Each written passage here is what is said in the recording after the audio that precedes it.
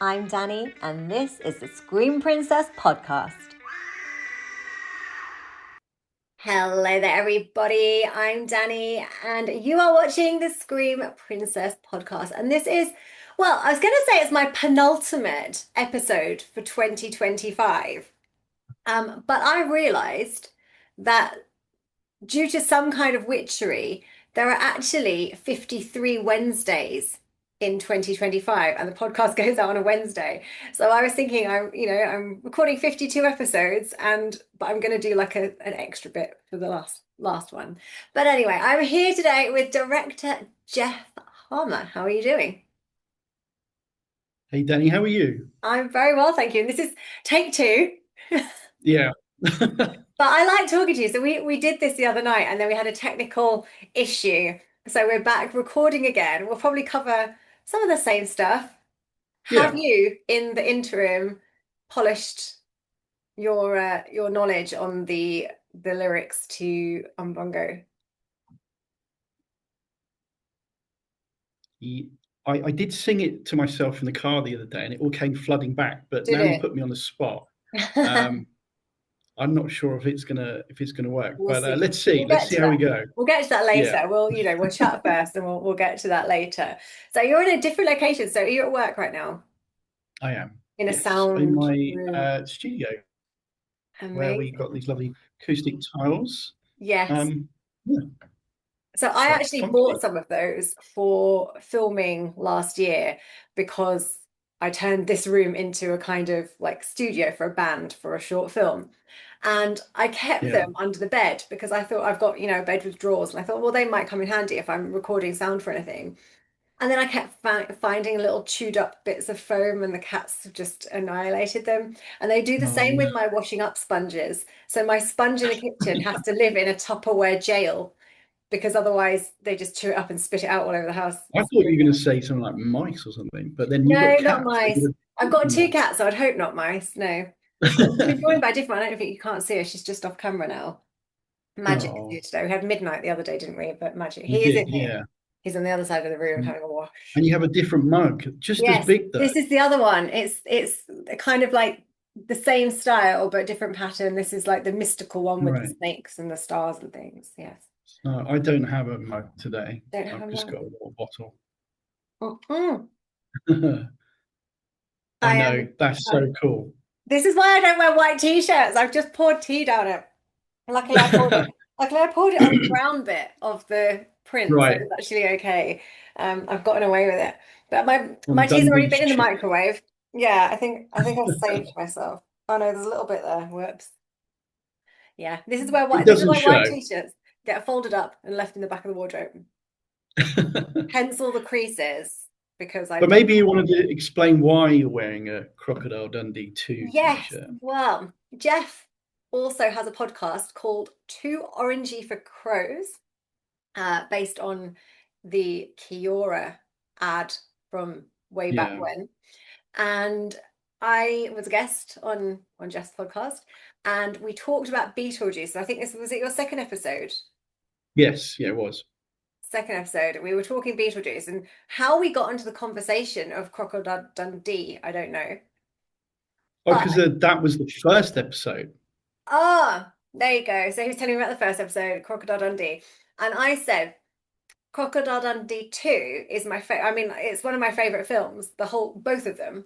But I do think 2 is far superior to 1, which is really, really rare because usually the sequel's never as good as the original.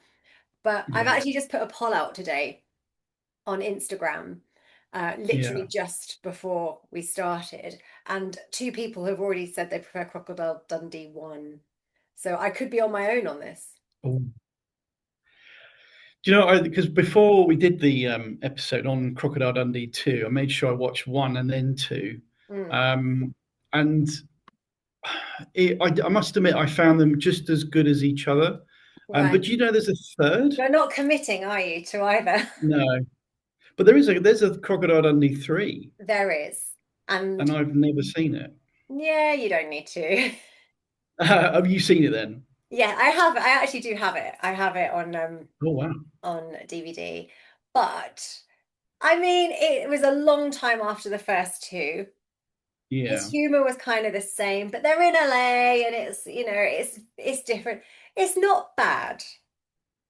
I Okay. don't hate it, but I think because I mean you can tell that it's, some were made in the 80s, these are made like, I don't know, in the noughties or something. You can tell it's just a different way of filmmaking. It's just got a different vibe. I mean, I don't hate it. I could watch it. But it's yeah, it's not on par with the other two. And I like the have you seen I think it's called The Very Marvelous Mick Dundee.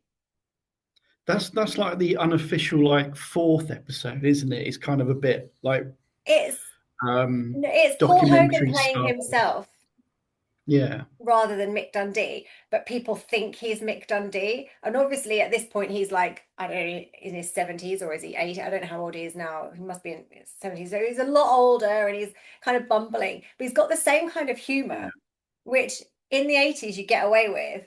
And I still think it's funny because I'm not woke and I think people should be able to laugh at stuff.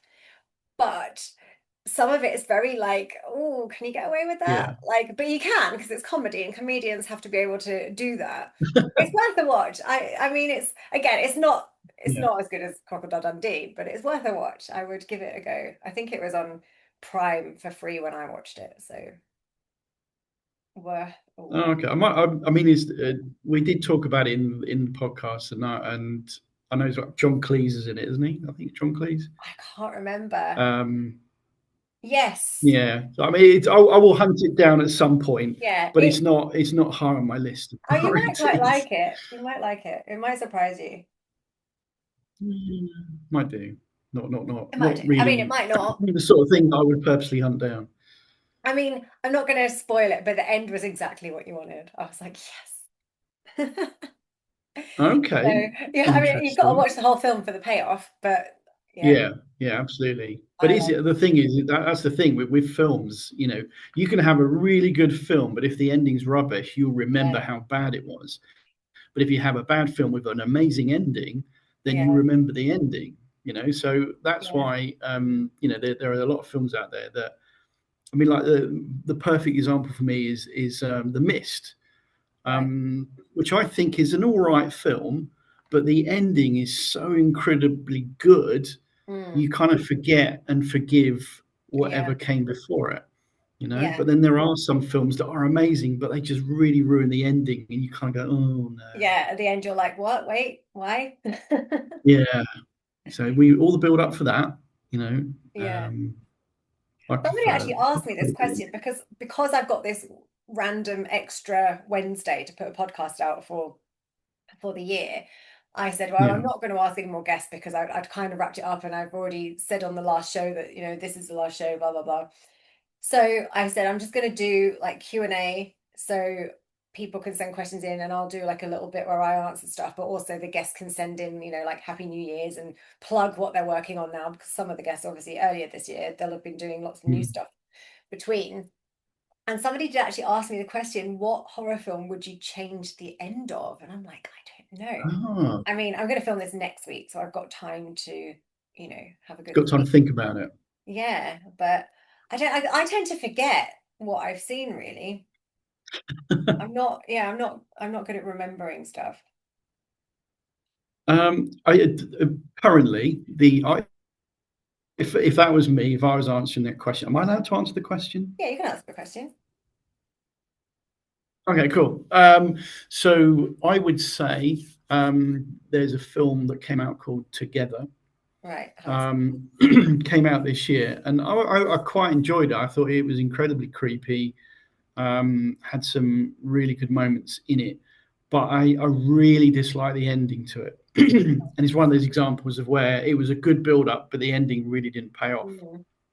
Mm, I kind of get what they were trying to do, but it was like the only real big effects moment in the film, and I don't think that the effects, excuse me, I don't think it worked. And if I was changing something, I would just this year, I would look at mm, that film and try and come up with a better ending. So that was right. Together.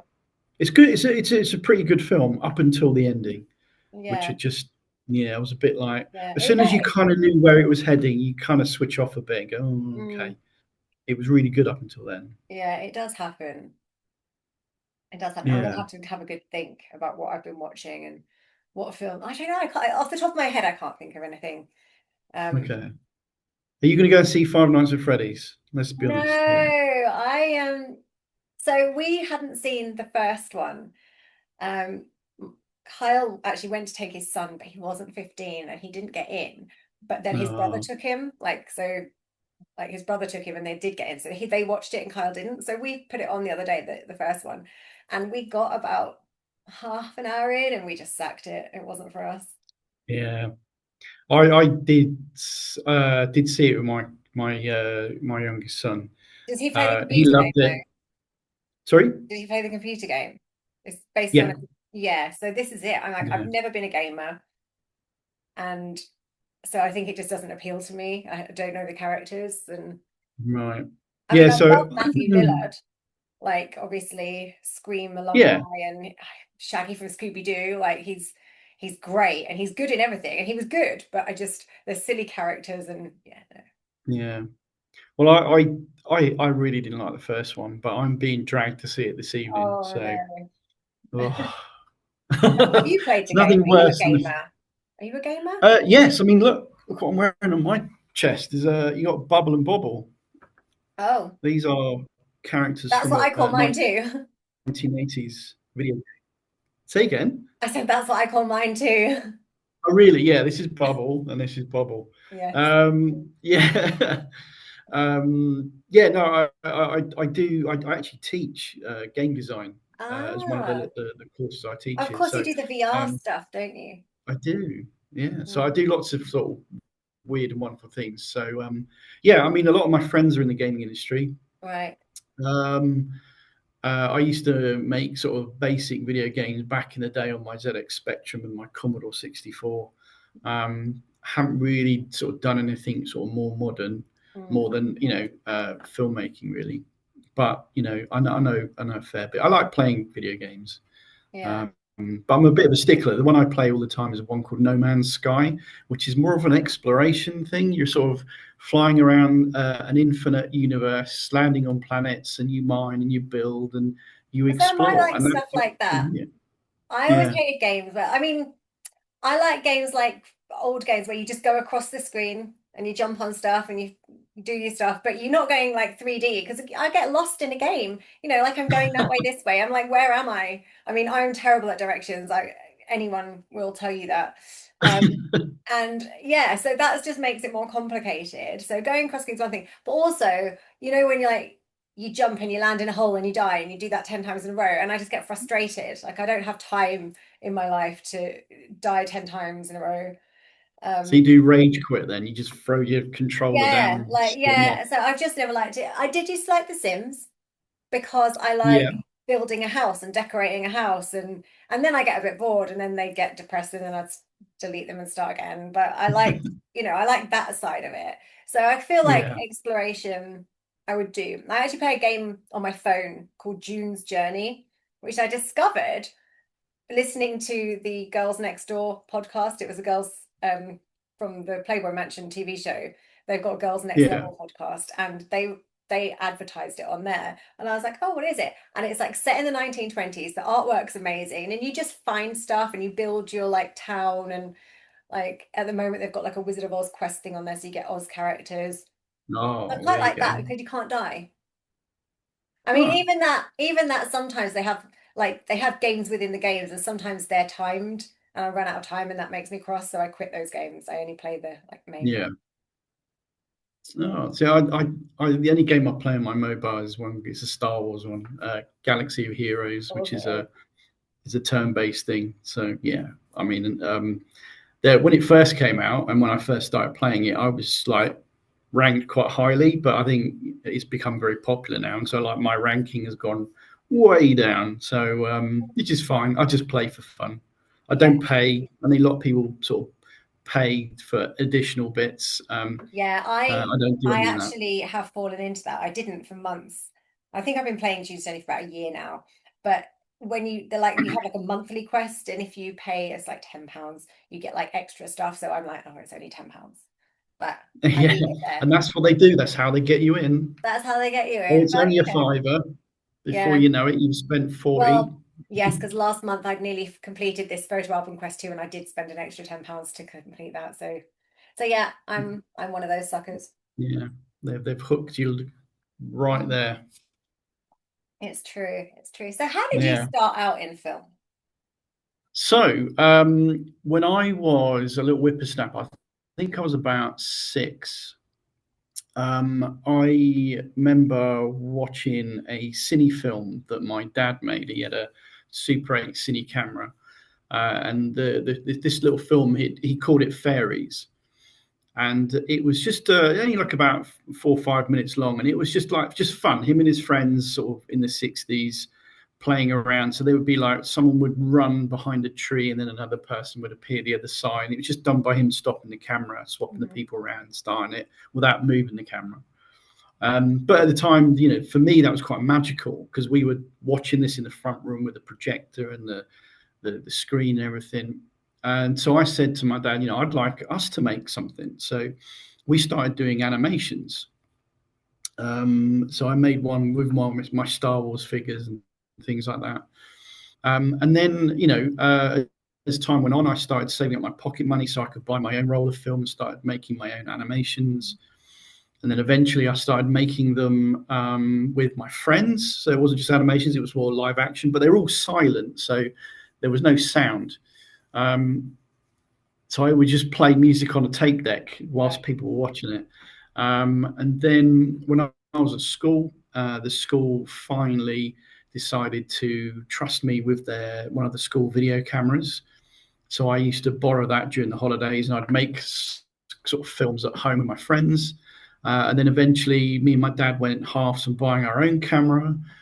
And yeah, it just sort of snowballed from there. And I just kept making films and making films. And then I was always doing loads of films and stuff. And then one day I made a film called Overtime, which is a fan film, Star Wars fan film. And I did it to raise money for a charity Mhm. called the Nystagmus Network because my youngest son had nystagmus, um, which is an eye condition. And we started put it online. This is in the early days of YouTube, and it sort of started to got about sort of 300-400 hits over about 2 months.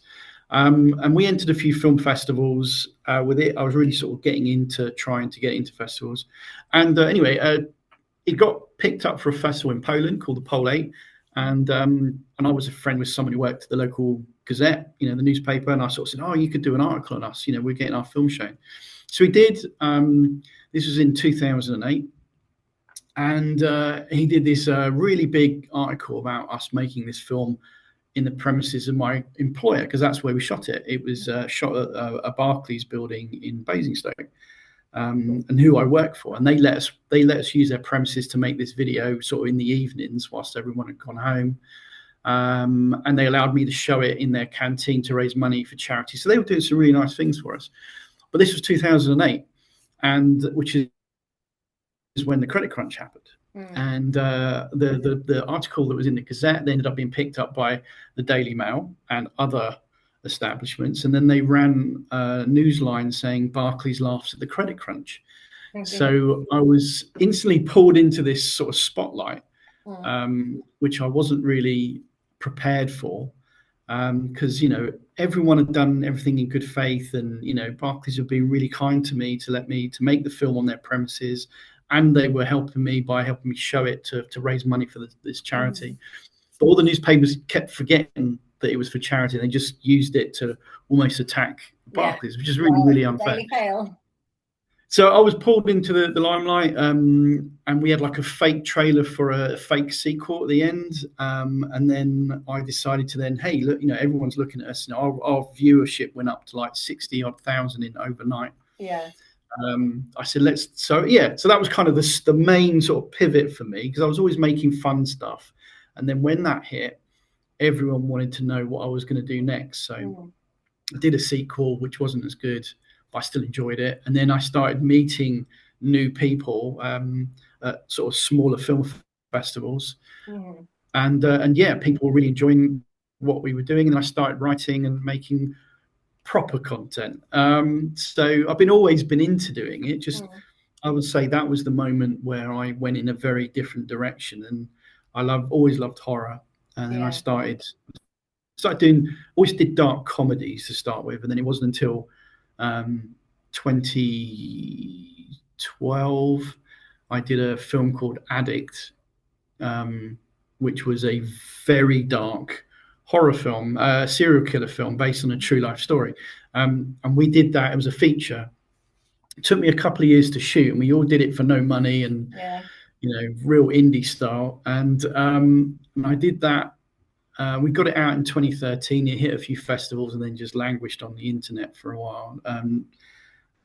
And But that was my first love of getting into horror, and then I just really went horror, horror, horror all the way after that. And finally, Addict is now on Amazon Prime, which is great Oh, for the everyone first can time watch it.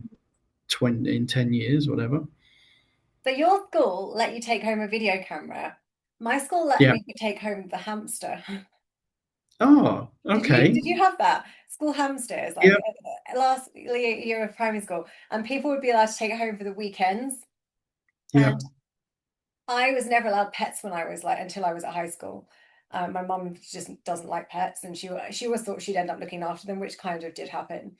yeah. When I got pets. But anyway, I got to take the hamster home for Easter for like the 2 weeks, and I was just thinking, please don't die. It didn't die. I kept the hamster alive, and it Good. it was called Rambo, and it Oh, I don't know who ended Rambo. up with Rambo because at the end of the year someone like got to keep it, and then they got new hamsters for the next class. So Yeah, don't know who ended up with Rambo. that's a good name. Do you know It what? was This is a little secret I don't tell many people, but now too many.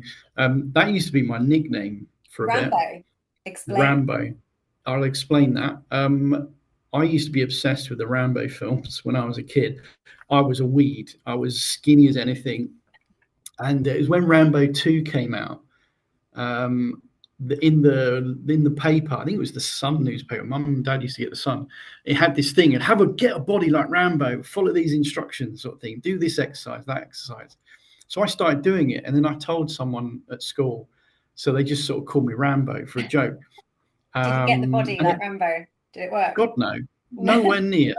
I stayed as skinny as a rake until I started working in an office, um, and then I just put all the weight on. It's But lovely yeah, it being was. It young, was. isn't it? I was saying this to somebody yesterday. I was like, I just want to be 20 again, where you can eat as much as you like, not go to the gym and stay skinny. Yeah, and Mm. I didn't do anything, and No, I was a beanpole for many years. I feel like I need But to yeah, cancel my gym membership because I've been once this week, and like I think I went twice last month. I think I'm paying a gym membership, and I go like twice a month. I really need to. I either need to start going or I need to stop paying. Do you know what I yeah. mean? One or the other. So I'm going to see how well I do in December, and then if it doesn't pick up, then I may quit January and So just what's putting you off then? Why is it? Is it just because it's too cold yeah. So outside, I or? wake up in the morning and like sometimes when Kyle gets up at 6:30, like a few of my friends go at 6:30. They go before work. They're really dedicated. But like I'll pack him off to work, do his pack lunch, whatever, and then I just go back to bed because I'm like, oh, and I have all intentions of going to the gym, but the cats are in bed, and I think, oh, I'll just Oh get back no. in with the cats. So, but then in the summer, I don't know what my excuse was in the summer either. The summer, I'm very much like, if I don't go first thing, like it cuts into the day too much. So if I go to the gym at like 9 o'clock, I'm not home by like 10, 10:30, and Yeah, then by the time I've showered and I'm ready for the day, it's like lunchtime. That's the half my day gone. So I really need to be in there by 7 if I'm going to do it. And it's just, I mean, yeah. especially now it's winter and it's just dark and it's very cold. I mean, it's actually a t-shirt today. So I think when we first recorded this, I was freezing all day. But I got this morning with the heating on and I've had it on all day. So it's actually quite toasty in here. And I'm going to Lovely. keep it that No, way. But I go swimming twice a week at the local sort of gym leisure yeah. centre thing, and I go at 7 in the morning. Yeah, And I have to say, now that it's getting darker, there's fewer and fewer people yeah. turning up. My gym's So, which actually is really making it busy in the brilliant. morning. It's actually super busy first thing. Like when I first moved up here, I started going like a week, like morning gym club, and my friends used to go at the same time, and I mean they still do. But like you'd get the same people in every day at 6:30. I'd be there. Um, so I don't see those Mm. people anymore. I've become like a 7 or 8 o'clock person, but yeah, I need to do one or the other. Either start going or stop going, and then just do yoga instead. Like I do my hikes, but this year's been quite slow on the hike front as well. So if I can do lots of hikes and yoga, Yeah. then I probably don't need to go to the gym. I mean, I only So walk where do you like hiking? anywhere. I mean, I picked up hiking in lockdown actually. So me and my friend, we were like, Hmm. well, I think you know Megan, don't you? Megan Lockhurst. Do you? Yeah. Yeah, so Yeah. Megan and Cheryl, their other Yeah. No, friend. Megan. So we started meeting up in lockdown when you were allowed to meet up outside, even though we kind of did live very far apart. I think you were meant to go to a local park. We'd like drive and meet in the middle. So Yeah. could have been anywhere, and we used to do big hikes, but we've done like Dorset coastline. We've done a lot around Surrey, like Epping. Like now I'm up here, I've done quite a bit in Scotland. We've done like Scafell Pike, Snowdon, Kinderscout. So we like a little mountain or Oh two. wow. Yeah, just anywhere. I mean, I do my daily, like if I'm hiking here, like on a morning, I'll just go like along the coast path here, and I'll do like Yeah. like a small hike. I do like a 6 mile if I'm on my own. Like so, Hmm. literally walk to the beach along the coast and then back again. Yeah. But yeah, I don't know. I mean, Northumberland's got some amazing places to hike. So No, I can imagine. yeah. Never. I mean, I used to do. It's been a while, but I used to do hiking. I've been to Nepal a few times. Have you? Wow. Um, hiked the Himalayas. I Oh, so I said recommend. a mountain or two, but mine are little. You're in the Himalayas, putting me to Yeah, shame. the Himalayas are an incredible experience. I Oh, would recommend going there in a heartbeat. The people are lovely, the scenery is incredible, and that feeling of um, being able to achieve something mm. is incredible. But yes, I've done that. I've done the Cairngorms. Have you ever been up there in Scotland? No. Well, where are You they should. in Scotland? Are they further So north? Are if they you like, there's a yeah there's a near Aviemore. I don't know what So Aviemore is. it's So in we were Scotland. like in the borders. So we sort of, whatever's there. I couldn't really tell Well, you where. when you get a chance, look it up. The Cairngorms. Right, It's the sort of the ski resort for Scotland. right. So you go to Aviemore, and then you sort of go to the base car park. I mean, I haven't been for a few years now, but there's like a car park, and they've got a funicular railway that takes you to a like a little cafe that's at the top or near the top, That's and cheating. then it is cheating because you're not allowed to walk to the actual top from the restaurant. If you want to get to the top, you've got to start from the car park. So they To stop walk. you from getting onto, unless you're a skier, you're not allowed onto the mountain from the cafe. But you are if you So walk from the bottom. yeah. So if you go to the if you pull up in your car park and start at the bottom, you are allowed to walk all the way to the top Well, what kind because of the weird idea is rule is that? because I think the only people that would do that would be people that are prepared. They'd have all the gear. Oh, Because if right. you So were it's able to, if you were quite, just like, you can imagine, an old couple getting up to the cafe and then going for a wander. It's not the great conditions. People die up there because of the yeah. snow and stuff.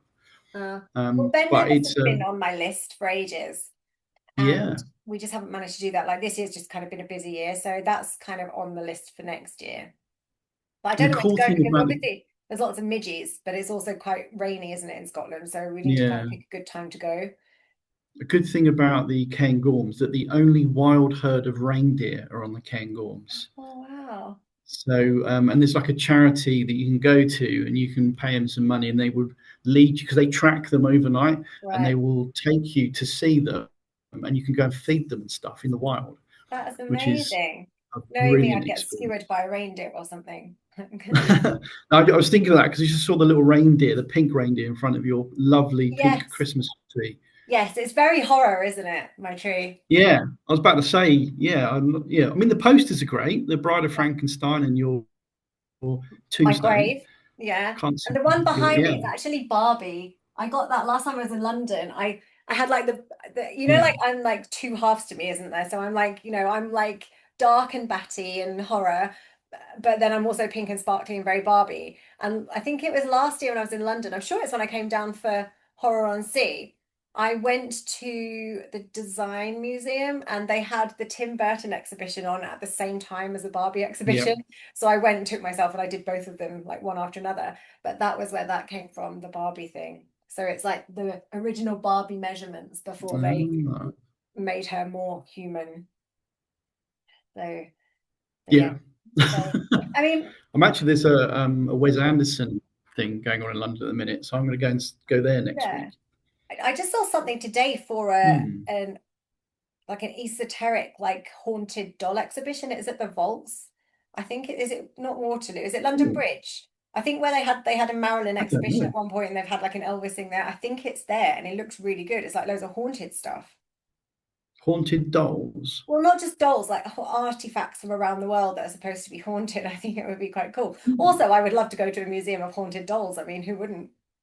Yeah, that sounds amazing. It does sound amazing. So Um, I don't know. I Next time, will if look it's that still on up. next time I'm in London, then this is what I miss about being not in London. It's like I didn't go out that much in London by the end of it. Like my party days were all behind me, and I didn't really, utilize London as much as you could. Like I hated going Yeah. shopping because it's busy, so I'd rather shop online.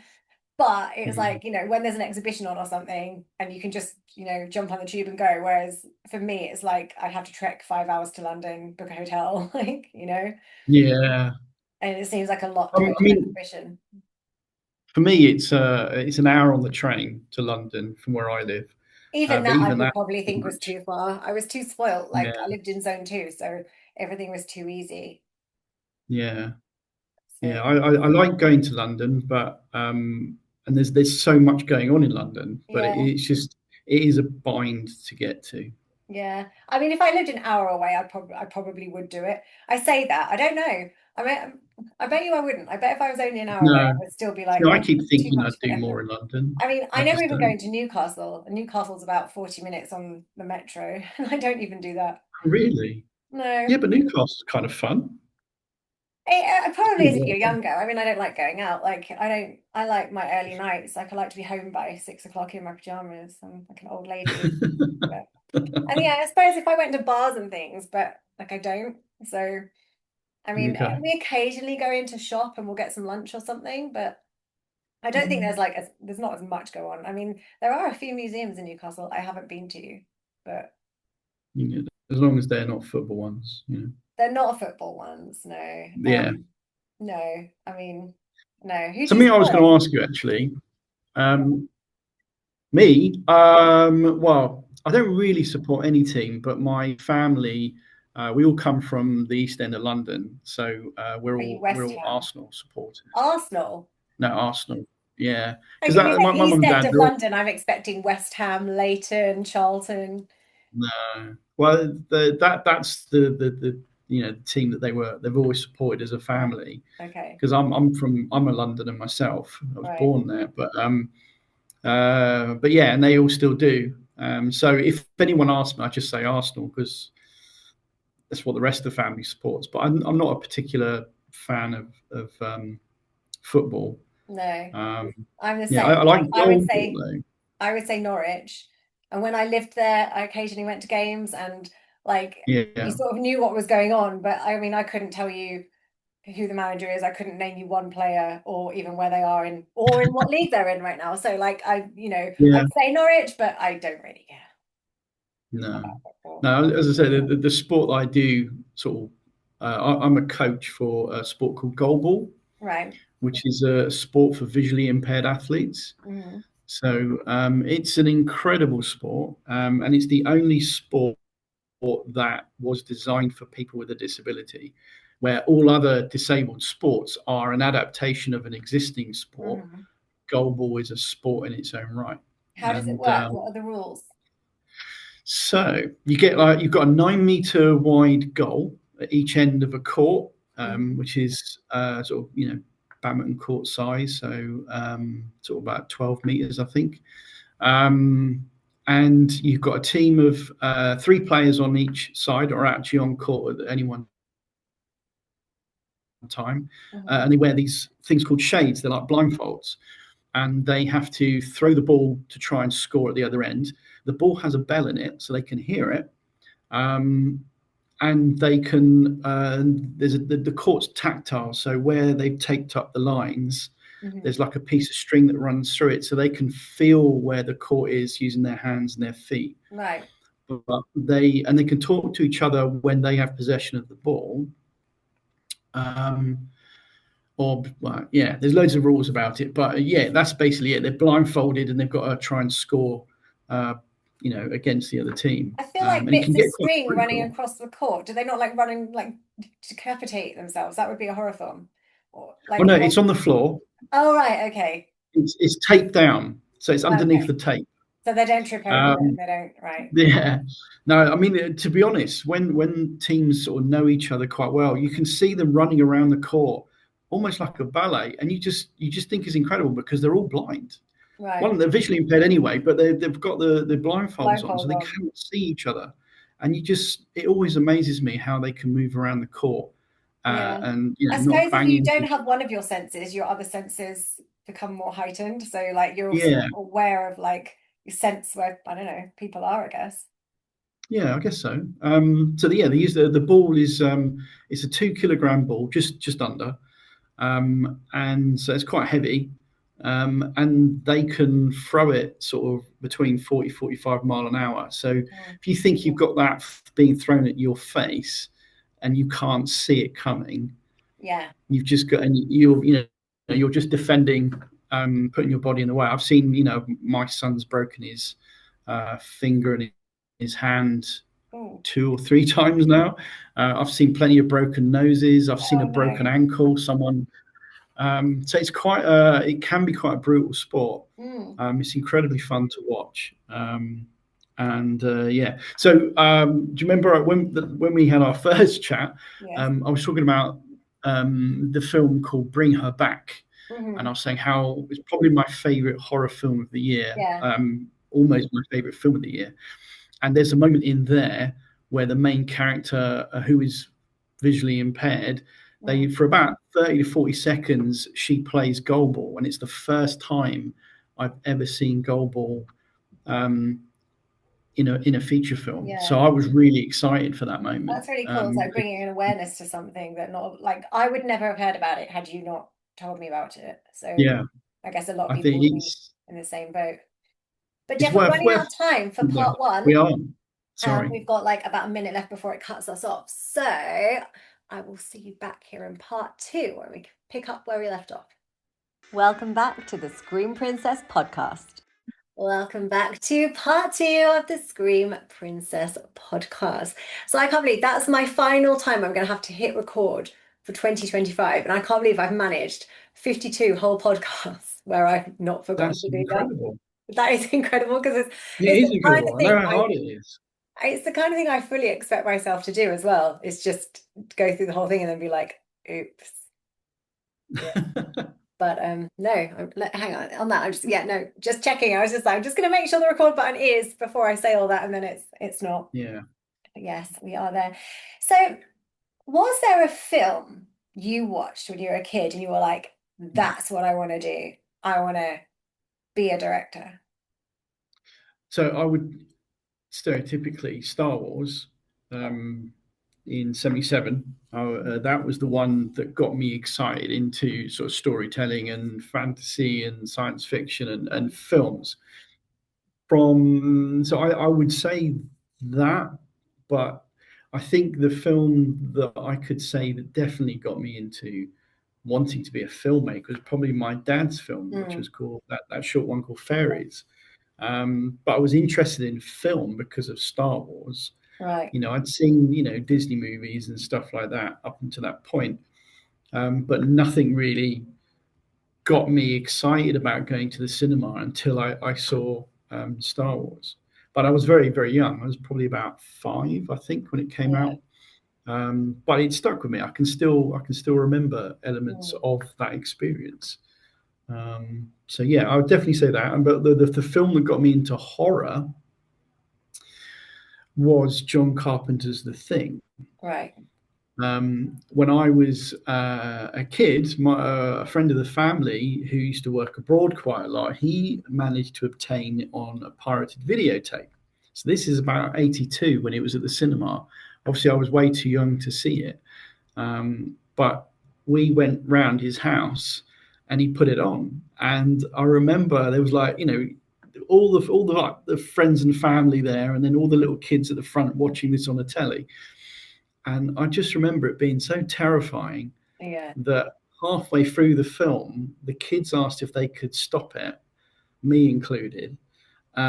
So they turned it off. We watched Sleeping Beauty on VHS, and then when that was over, the littler ones decided to go off and play. But there was me Uh-huh. and some of the others, sort of the older ones. So, well, can we finish that film now? Right. So, and then I was just totally blown away by sort of the atmosphere and the special effects. And I think that was the film that definitely made me want to get into horror Yeah. movies. Yeah. I see. I've only watched that for the first time, I think probably this year, you know. Oh It's wow! the one with, is it Kurt Russell? Is he in it? Have I made that up? Yep. No. Yeah, he is. Yeah. I watched it this year. I think earlier this year. If not this year, last year. But yeah, I mean I really liked it. It was good. It was. Yeah. I did. It was just the tone of it. It was Mm, depressing. It's kind of. I love films with snow in anyway. yeah. Because There you can was call a. them a Christmas film because there's snow. Yeah. Yay. Have you made a Christmas film or a film that you can call Christmas film? Yes, I have. I did one called Christmas Sleigh, which we shot, I think it was either 2013 or 2014, and we shot it in Bulgaria. But it was set in Scotland, but they booked Bulgaria, like, a little log cabin in Bulgaria, Yeah. because they wanted to guarantee snow. And we shot it in a February, and it was just a really mild February in Bulgaria. So actually, there was a bit of snow on the floor that was kind of frozen, hadn't melted, but we didn't get snow. So we actually had to go right up into Borovitz, into the mountains to film, like, a scene where we're building a snowman and doing a snowball fight, like the typical, like, Yeah. yeah. So I did that one, and I got strangled by Santa with some tinsel. And there's another film Nice. called Nightmare on 34th Street. I don't know if it's been released. I have a feeling it hasn't. I don't know. I shot that again a long time ago, and I again got strangled by Santa. I think with his hands, with his gloves, though, not with tinsel. I can't really remember. And it was a really long time ago. So again, I don't know if it's out or not. I mean, I think it's finished. I just don't know whatever happened to it. So That's yeah, I mean, I interesting. love a good It's weird when that happens. Christmas horror. What's your favorite Christmas film? Uh, oh, um, Christmas film. I think sort of a very Christmas film is probably Scrooged with Bill Murray. Hmm. But I do like films that have sort of Christmas elements, like Die Hard. Obviously, I Yeah. think is a Christmas movie. I haven't seen it, and I know And like last week when we did this for the first time, you did tell me they're re-releasing it for Christmas in the cinema, and I did tell Kyle because I was like, I feel bad yeah, if I don't tell him because he'll want to go. I've never seen it. I mean, it might have been on. I think it's a boy film. It's not. I don't think it's the kind of movie that I would necessarily oh, I like, don't know. but I don't know. If he wants to go, I we'll think you go. might like it because it's got some good banter in it. It's got some good dialogue. The Yeah. action's good. And yeah, so I will be seeing that again at the cinema. I like Coming to America because that for me is a Christmas film. Mhm. And then the other one was a film called Get Santa, which is a sort of British. I haven't seen Uh, any of these. no, they're good. I mean, No. obviously, the other one, I think it's the story I was going to tell you, wasn't it? The National Lampoon's Christmas Yeah. Vacation. So I love watching that. And years ago, when the Blu-ray first came out, before that I used to watch it all the time, every year. I used to work in a video shop. We'd always have it on in the video shop, and it came through. I bought it on Blu-ray. It was a PG certificate, which is exactly what it was Mhm. when they had it in the video shop. And so I was watching it with my sort of 6, 7 year old son, and then all of a sudden a scene came on that I didn't recognise, and Chevy Chase used the F word in it, and I was really shocked. And I sort of put my hands over my son's ears. And, whoa, whoa, whoa! What's this? This wasn't in the version we used to play in the shop, and the one I sort of grew up watching. And it said PG on the box. So I wrote to the BBFC and I said, "Oh, since when did the F word be allowed in a PG movie? I thought it was a 12 was the lowest. Mhm. And then a couple of days later, they wrote back to me and they told me that they were withdrawing all copies of National Lampoon's Christmas Vacation across the country. And then they reissued it again later with the right labels on. So I kept my I wonder if copy. that's worth money then, if that's like, because not many people had that one. Yeah, I don't know. It could be. This actually I happened genuinely don't recently with Wicked, which I haven't seen. But they released the dolls of Elphaba and Glinda, know. and somebody posted that the dolls were in B&M, and on the back, the website for it was www.wicked.com. But Yeah. www.wicked.com is actually a porn company. It's been a porn company for years. So whoever Yeah. designed that box and put that on, like I don't know what they were thinking because I don't know whether it was .org, .net, whatever I don't know. Wow. But That's I actually went into B&M and I found the dolls and it did have that wicked.com website on it. And I'm kind of wishing I bought them now because, the day later they were all taken off sale. I kind of wish I bought them because they may be worth money. And I actually yeah. collect collector's edition Barbies, or I used to, I don't so much now. And when I moved here, I had to get rid of a lot of stuff because I mean, I filled a huge lorry and had no more space. I actually sold a lot of stuff. And I did sell quite a lot of my collector's edition Barbies and did make quite a bit of money on them. But So yeah, what's I your feel favorite like Barbie then? they could. My favorite Barbie, Yeah. I've got the Wizard of Oz collection. So I think they're either late 80s, early 90s. But I've got Dorothy, Scarecrow, the Tin Man, the Lion. I don't have the witch. I've got Glinda as well. I don't have well, she wasn't called Elphaba in The Wizard of Oz. That was kind of new from No. Wicked. She didn't have that name. Yeah. It was the Wicked Witch of the West, but I don't have her. Oh. But they're in the loft. So they're kind of I Yeah. don't really have anywhere to put them. I mean, I've got a set of five Spice Girls dolls in here. They're kind of over there high up. And I've got a set of Care Bears that I bought recently. I bought them for myself for Halloween, the Universal Horror Care Bears. So I Yeah. need to Yeah. get some more little shelves, and I might put them around in the studio. So maybe I'll put them high up and dig the Barbies out and put them on shelves. Yeah. More shelves. That's what you need. Well, yeah, because high up, which you wouldn't see them like on air, but Mm. I've got quite high ceilings. It's a Victorian build, so I can put things high up and like they don't ruin my shots or anything. Cool. Yeah, I've got loads of collectibles at home. I've got a lot of Alien action figures from Yeah. the Aliens series. I've got a load of Tron stuff. A bit of a fan of Tron. Mm.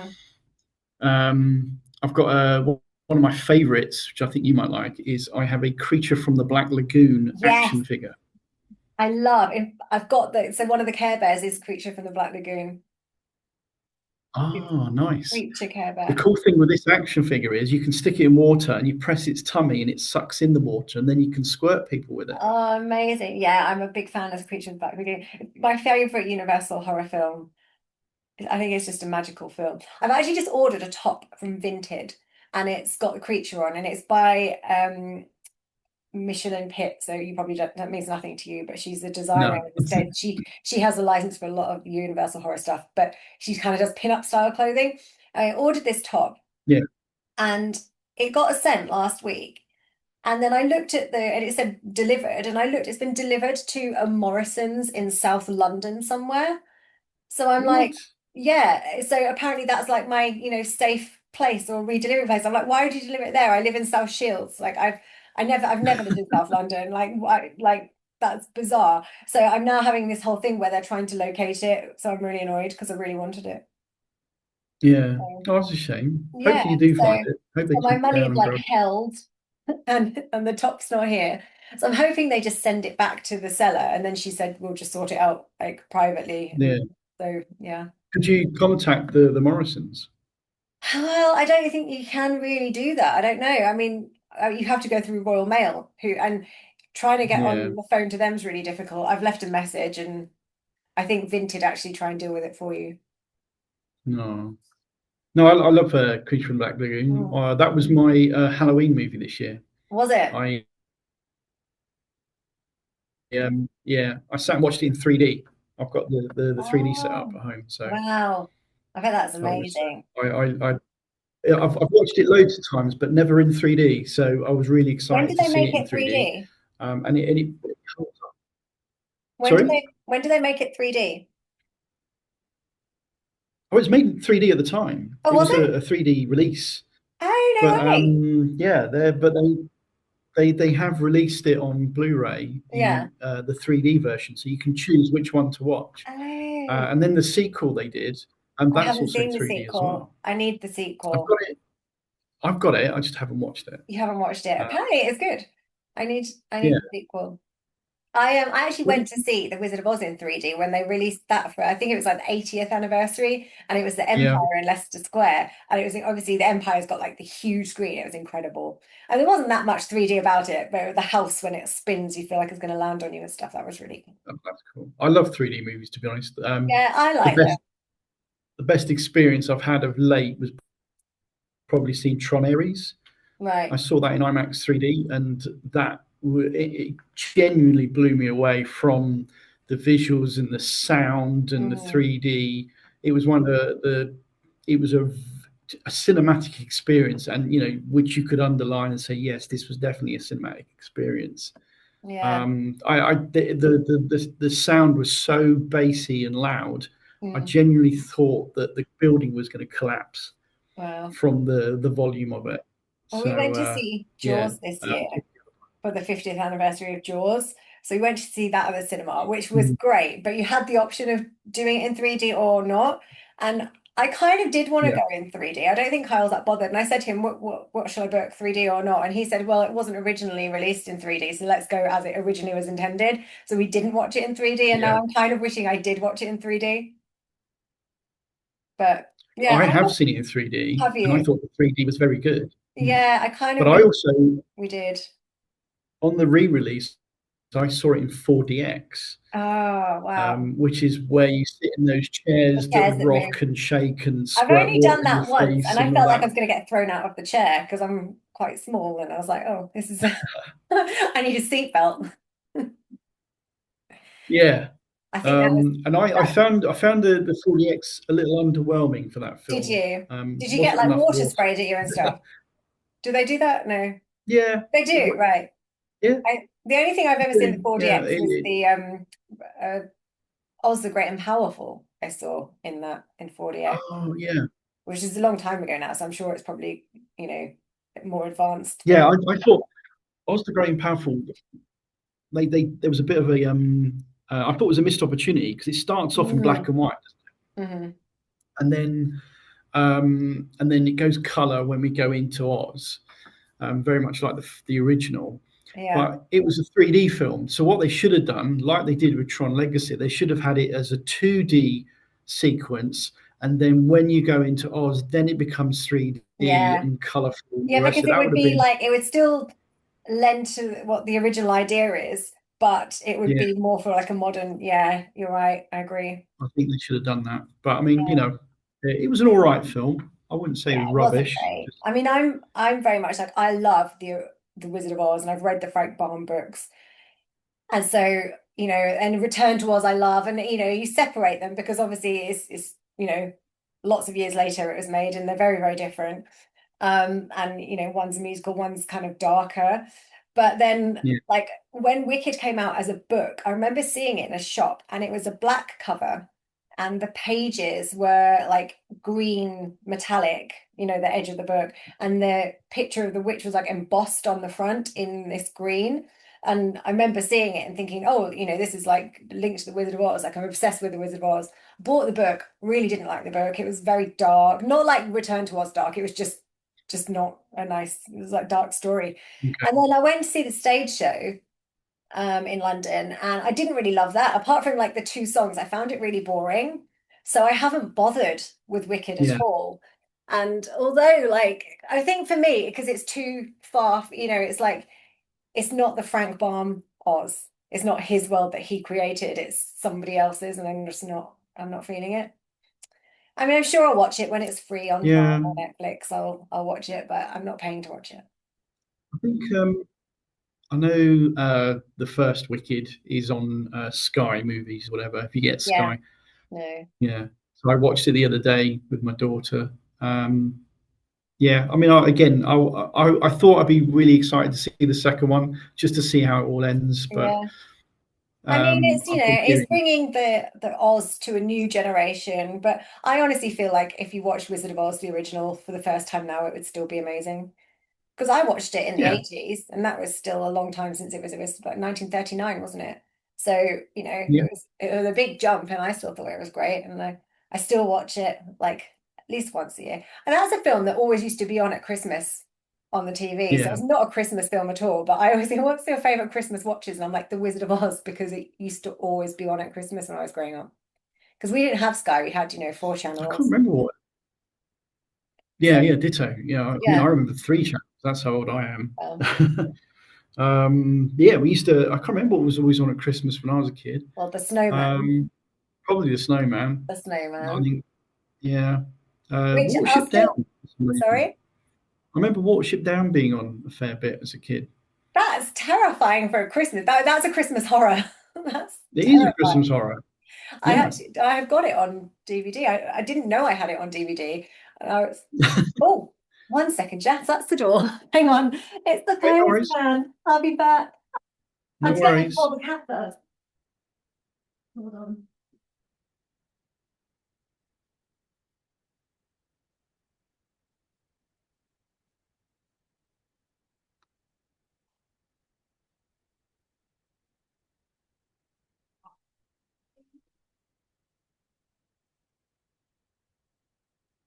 I'll be back.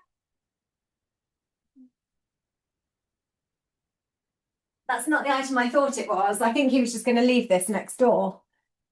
Um, yeah. So he was taking a picture of it. I'm waiting for a pop shield so that I Oh, can okay. do some stuff today.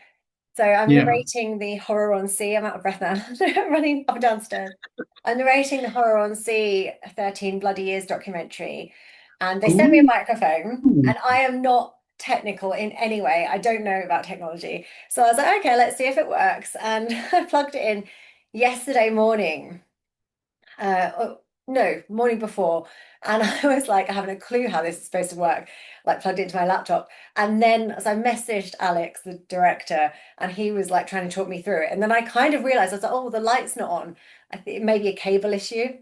So I ordered a cable, which arrived yesterday morning, plugged it all in. I was like, the cable works. So it works.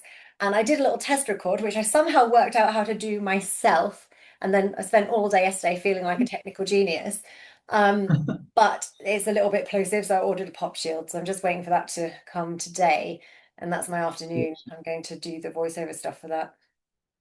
That's That's really cool. I'm looking forward to seeing that. I really that's the am. plan. Yeah. The script Have you this seen it yet? my Has little it- script bit's really good. I really like the script for the like narration. So I Good. mean, yeah, I mean, usually when I was in London, I would have just gone to them to record it. But he said, really, it should be you that does it because you've probably done like, most of the horror on sea years. So I was like, yeah, okay. So we've worked it out anyway. It'll be fine. I'll Good. work it out. I'm pleased. I'm really because I was thinking about that the other day, and I was thinking that because I'd seen all the the adverts for it to Mm. be screened, and I was just wondering whose voice it would be to hang it all together. It's just going to be And I me. thought exactly, it couldn't have been anyone else, really, No, could it? it could have been Um, Paul, but then we talk about him, so I suppose he couldn't talk about himself. yeah, So, so it's yeah. probably best that he's just as much of a enjoys the experience as much as the Yeah, rest of us. exactly. So Yeah. I actually thought it was So, going to be the pop shield at the door, which is why I ran, because I didn't want him to like take it away and then I have to wait another day. But yeah. it was a jumper that I'd ordered, so I'm still waiting. It said between 2 and 6, so it could be here at any time. Anytime now. Could be any time. So what directors have inspired you over the years? Like Sorry, what directors inspired me? what directors have inspired you? I think probably Oh, Spielberg, because you're a big fan of, yeah. I think Spielberg did initially, Lucas. because I loved all the Indiana Jones films and stuff like Mm, that. But I would say over the years, David Fincher, mhm, um, James Cameron for sure, mhm. John Carpenter absolutely. I think I'm thinking about it, probably John Carpenter more than anyone because of I'm obsessed with how he ends his films. Right. So I, you know, whenever I write a film, almost the first thing I think about is how is it going to end? What could be an ending that's going to leave people going shock or leave them with something to think about? Mhm. And then I work my way backwards. And I think John Carpenter's films do that. You know, you think of The Thing, They Live, Prince of Darkness, The Fog. They all have these absolute corker endings. Um, and I like that more than anything. Like Prince of Darkness is one of my favorite Carpenter movies, and I know it's quite a divisive ending, Mhm. but I adore it. Absolutely adore it. And so yeah, so I would say John Carpenter more as an influence, but people like Catherine Bigelow, I've been an absolute fan of for many years. You know, Near Dark had a huge impression on Yeah. me as a youngster growing up. Um, Yeah, that's a and great but film. I absolutely adore Near Dark. You know, from the the cast to the Mm. music to the look to the story. I mean, she worked with a guy called Eric Red. Mhm. He wrote the film with Catherine, and I've really liked his work as well. He wrote Cohen and Tate, The Hitcher, Body Parts, and stuff like that. And I really liked his work as a writer and a director. Nowadays, I would say the person that I think influences me the most at the minute is Rose Glass. Um, I don't know if you've seen any of her films at all. Don't think so. She did a film called Saint Maud. I haven't Have you seen seen? it. It's on my watch list that I do want to watch. Yeah, it's on Amazon Prime, I think. Is Still, it? Okay. yeah, it's one of those films that I won't say anything. I don't want to spoil Yeah, it, don't say but it. it's just every element to it is just so good. Yeah. It's just a beautiful film to look at. I think the acting is amazing, and I just think her vision is right on my street. I quite like horror films that tap into religion, Mm. um, I love and I think Stigmata. yeah, Stigmata was a Oh, good that was a film. great film. Yeah, but I mean, my favorite horror film of all time is The Exorcist 3. Right. Um, I've only seen the first one and I only watched that about 10 years ago. yeah, if you've got to see the third one. Forget Right. all the others. Just watch number 3. Turn it on, lights off, volume up, and you'll be. It's got probably the most scariest sequence in cinema history. Really? God. Yeah, and I, and I'm not alone in thinking that. So I yeah, might have a any movie night movies? tonight. I was supposed to be at Kyle's tonight, but I'm not going now because the kids have got nits. And I'm like, I'm Oh, not going anywhere near. He's going to de-knit them, we've but I'm got like, no. there as well. You want Yeah, to I'm stay like, I'm clear. staying away. Yeah, I don't have that problem. No. Um, Yeah, I was like, I can't afford to get them, so you'll see me next week. Like so after yeah, the no, weekend, no. after the weekend. I love horror that is connected with religion. So and Saint Maud, absolutely, I adored. Exorcist 3, I really like. Well, I might But see if did I you can see? find St. Maud for tonight. I can sit in and just Yeah, movie night now. yeah, it's good. And what's the? I like. What was that film with Sydney Sweeney in that she did recently, where she plays like a nun that goes to a convent or something. I don't know. Immaculate, it's Right. called. Um, Okay, that's it fine. was one of these films that I was like, "Oh, I'm not sure where this is going," um, and it was an okay film, Mm. but the ending was fantastic. It's horrible, really, really horrible. So it's one of those films that you kind of forgive its its journey because the Yeah, ending was a good payoff. right. Very much like The Mist. So I do recommend that as well, just because the ending's kind of cool. Um, but yeah, no, I love it when religion and horror mix. Yeah. That's probably my favorite genre of horror. I Is it a prefer that religious more than horror? the gory stuff. Yeah, I love a slasher, but I think that's because of the era that I sort of got into watching horror. And I think like the era that you get into watching horror, that tends to be like your favorite. And so for me, it was very much a slasher. It was like, the resurgence of the slasher in the late 90s and the early noughties. So Yeah, they're kind of all my favorite films. And so I'm just, I'm a slasher fan, which is what I loved about Heart Eyes earlier this year, because it really felt like could have been made in the 90s. yeah. Did you see it? No, I haven't seen it. Oh, It's on you my see list it? to watch. Yeah, I really I liked will it. get around Kyle to. didn't like it, but he picks holes in stuff. He was like, well, that couldn't happen and that couldn't happen, which is right. It wouldn't happen, but I still liked it. I'm more forgiving, I think. Yeah. I don't know. Everything else felt very kind of, I don't know. It felt like, because there's a big kind of resurgence What of the about 80s, isn't there now? So with things like Stranger Things kind of really brought the 80s back, and lots of, and like yeah, the Fear Street. I know Fear Street, actually, the first one was set in the 90s, but it kind of had an 80s vibe as well. But I feel like it was nice to have, yeah. 90s resurgence back, which is also in fashion as well. It's funny, like I Did look in you? shops and there's all these clothes and I'm like, oh, I used to have one of those in the 90s. But I couldn't wear it now because I don't look like I did in the 90s, so it wouldn't really work. So Are you?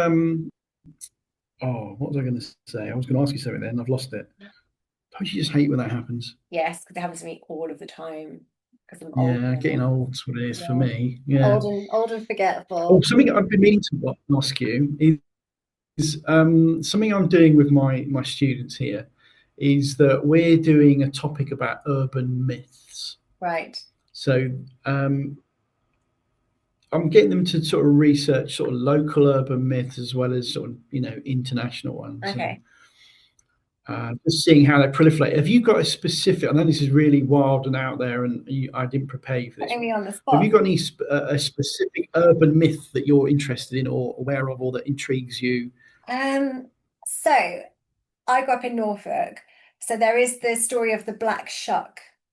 And I think probably lots of places have a version, and it's meant to be a black dog. And I don't quite know where he's meant to be, but he's a black dog with red eyes. So it's a little bit, like Harry Potter with the Yeah, dog, yeah, kind of a little bit like that. But I mean, if you look him in the eye, it's meant to kill you or whatever. So there's the story of the black shark, which actually I don't know. So that's all I know. I can't really think of anything else. But it actually got made into a film, and this was back in the days of was it Love Film or something, where you used to get the DVD sent through in the yeah, post. I think it yeah, was yeah, back then. And this guy, Norfolk filmmaker, or he calls himself a filmmaker, had made a film called Black Shuck. So I was like, great, I'm going to order it from Love Film. And it's not like Netflix now, where if you don't like it, you just turn it off. 20 minutes in, yeah. you can skip. You've ordered the DVD to come to your house, and you have to send it back before they send you more. So you kind of want to Hmm. persevere, if you started watching something. And it was basically him holding a camera, so you can't see him, it's his like POV, and he's got a black Alsatian, and it's just him walking around this black Alsatian, like with an axe and stuff. And it was ridiculous. It was nothing to do with the black shark, it was just there happened to be a black dog. Like, it would have been funnier if he'd have put a chihuahua in it or something. But yeah, it Yeah. was the worst film. I think his name, I shouldn't really name him, Paul Easter, I think his name was. And he sent me a friend request on Facebook, like, and I didn't accept him because it was terrible. It was terrible. We've only got 10 minutes left, and I want to like lean into Christmas a little bit because it's going out for Okay. Christmas. I've So, got a little Christmas quick fire round for you. okay, let's go. So we've already had one of them. So best Christmas horror film. Best Christmas horror film. Yeah, I'm going to have to go with Scrooge. It's not a traditional horror, but it's got ghosts and things in it and zombies. So you can I'm have going to it. go with You can Scrooge. have it. Yeah. Um, who survives the apocalypse? Mariah Carey or Michael Bublé? Oh my God.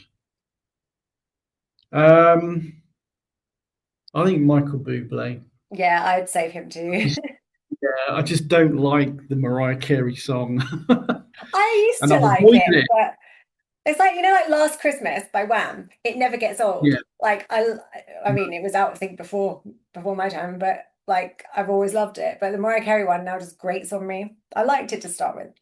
With, Favorite Christmas with the snack? Wham song, is that Whamageddon? Have you Yes. had the Wham song play yet? Has Whamageddon hit Uh, you? yeah, I have, because I keep putting Christmas music on, like just on YouTube, Christmas mixes on the telly when I'm cooking and stuff. So I've definitely heard Fair it. enough. I haven't heard it yet, and I'm trying to hold back. Favorite Christmas snack? Oh, roast potatoes. It's not a That's snack, not a but snack. That's Christmas all dinner. right. Snack. All right. I would go with there's this uh, a brie you can get that's got truffle through the middle, Ooh, and that is deadly. I that love sounds it like too I much. would have loved that when I was not vegan. But yeah, I love cheese. I'm sure they do a vegan version. They do a Yeah. vegan camembert. So there used to be a brand called Nourish that did an incredible vegan camembert. And I don't know whether you can still maybe get it down south. You can't get it up here anywhere, or whether they just don't put it in supermarkets anymore. I feel like it's much harder to get stuff in the northeast than it was in London. Um, but I think there's another brand, Via Life. They did one. It's not quite the same. It wasn't No. quite, you know, what you expect from camembert. Sprouts, yay or nay? Say that again. Sorry. Sprouts, are they a yay or a nay? God, nay. Sprouts Nay. deserve to die. Yeah, I'm not a fan, but I did do them last year, and I did them with chestnuts and bacon or vegan bacon. And then Yeah. I made a Christmas carbonara on Boxing Day with the leftover stuff, and then I made like a sauce, and it actually really worked. So maybe I'm Okay. becoming a yay. I don't know. Not I've just had not just boiled ones. raw Maybe sprouts fine. are they all vile? No. A raw sprout actually tastes okay, Okay, but a like a cooked sprout is just yeah. disgusting. I'm wondering if you air fried them, if they'd be better. Because I don't, I think kale's a bit meh until you air fry it Mm. or roast it. Yeah, I think it's yeah, because I they're agree. boiled. I don't like any boiled vegetables actually. Like I don't boil my carrots, I don't boil my cauliflower. The only thing I'll eat boiled as a vegetable is peas and broad beans. Anything else gets roasted or air fried. What about sweet corn? I mean, yeah, I guess you could boil sweet corn. Like I tend to do mine on the cob though, and then I stick it in the Oh, microwave okay. or the air fryer. Yeah, okay. I like it barbecued. But I mean, yeah, I mean, in a soup or something, then yeah, I guess it would be boiled. And my final quick fire is, what is your Boxing Day ritual? Boxing Day ritual, probably to collect all the leftovers, and then we tend to put it out on a table. So we don't really cook on Mhm. Boxing Day. We just tend to everything that we've kind of bought for Christmas Day and all the leftovers from the Christmas meal, we just put out on the table Yeah, and just let anyone pick at any time whenever they feel hungry. So there's no breakfast, lunch, or dinner. It's mhm. just go to the table and grab what you want when you want it. Yeah, constant food. So I can't do stuff like that now because the cats. Like when I had dogs, they Um, couldn't reach the table. And she's not too bad. Like she'll go and sniff and I mean she probably if it was cheese or something, she'd eat it. But Midnight will eat anything, including if it's yeah, not food. So I have to keep all food completely hidden in cupboards. Like I can leave fruit out, he leaves fruit alone. But anything yeah. else he's just into. So there's no way I could do that. He'd eat it and end up in hospital because So what's your Boxing Day Boxing Day, tradition? I've always gone on a Boxing Day walk. I've always got up in the morning, had a breakfast, so maybe like make a bubble or something with like leftover Mhm. stuff and do a breakfast. And then I've always gone on a walk. So when I lived in Norfolk growing up, we'd go like to the beach or some fields or something. When I lived in London, I mean, London, I worked quite a lot of Christmases, and then Boxing Day, I'd maybe go to Epping Forest with the dogs or something. Yeah. Can you hear the cat now? He's now trying to eat a plastic bag. This is what he's doing. What? I don't know what's in it. Oh, there's a wig in it. Midnight, stop. He's yeah. He started carrying my mail up. So if I get a package like in a bag delivered, Yeah. like I came up earlier and I found something in the living room and I was like, what's this? And he's carried mail up and just chews the packet. So Nice. yeah, he's now into a wig. But If you go and having to go and collect it. I collected that one. This one, he's just I don't know what he's doing. It's not a food. He's just so I don't know. Because he was quite ill earlier this year, and I had to be really careful with his food now because he's on a special diet, and it's just made him way more greedy because I don't leave biscuits out or anything because he can't have them. So I mean, Right. she That's never. what he's in weeks. Yeah, but now he just wants everything, and like he ate the other day, he stole a cat food sachet and Yeah. he would eat the foil. So we had to get it off him, and he savaged my hand. And I had like it looked like I had a cat paw print on my hand of just like claws. You could Yeah. see his toe. So we have to be really careful with him. But I mean, you can tell he's Oh, fine because he's being naughty. So, but he's just I can't remember saying, yeah. So now last year, I think last year I had a cold for Christmas. So I wasn't no. really up to much Christmas Day or Boxing Day. And we did go to the beach though. And I think this year I'm going on a Christmas Day hike actually because Kyle's at work. So Christmas isn't happening until he gets back from work this year. So I'm going to take Right. myself on a hike Christmas Day and So Boxing Day. Boxing Day is more Christmas Day Yeah, well, this no, I year. think he might be working that too, but he'll be home like early evening. So I'll just Yeah. have a lie in this year, go to the beach, come back, and then prep dinner and everything. Nice. And So what sort of, because you're vegan, so what sort of vegan Christmas dinner is it? so I've bought the vegan Wellington. It's a mushroom Wellington from Asda. It's incredible. Usually, if I'm doing a roast, then I'll make a nut roast from scratch, but this Wellington's really good. I think he's going to probably want a turkey thing, and usually he will just put up with my nut roast or whatever. He doesn't mind it, but Yeah. you know, I'll let him have something in the oven that is turkey-ish, I guess. Yeah. But Has Jeff, his we're own out little of tray. time again. Yeah, he'll have his own tray. We're out of No. time. So thank you so much for coming on. Have a wonderful Christmas. You Um, too. yeah, and I will see you hopefully in the new year. Yeah. Let's make a point of that. Yes.